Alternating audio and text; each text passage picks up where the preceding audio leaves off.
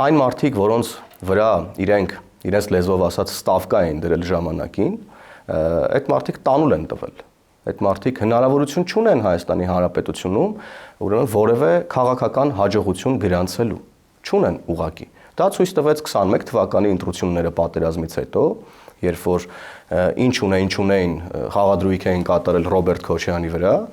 բայց հայ ժողովուրդը ասաց, որ ոչ, մենք ծայրագավառ այլևս չենք դառնալու։ Եվ 26 թվականին, 21 թվականից 5 տարի անց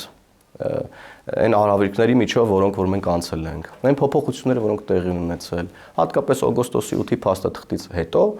բնական է, որ այն մարդիկ, որոնք ելի եմ կրկնում, ուզում են Հայաստանը վերադարձնել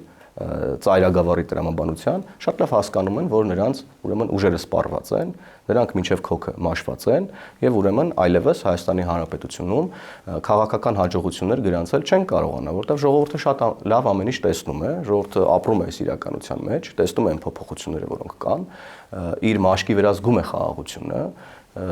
եւ ուրեմն սա է կարևորը։ Եվ այո, մենք գնալու ենք 26 թվականին արդար եւ թափանցիկ ընտրությունների, որտեղ ես վստահ եմ, որ ժողովուրդը հաղթելու է, ես վստահ եմ, որ ժողովուրդը ընտրելու է խաղաղությունը 2026 թվականին։ Բայց միևնույն ժամանակ ես վստահ եմ նաև, որ հարձակումները Հայաստանի Հանրապետության ինքնիշխանության եւ ժողովրդավարության վրա ուժ գնանալու են, թե դրսից, թե ներսից։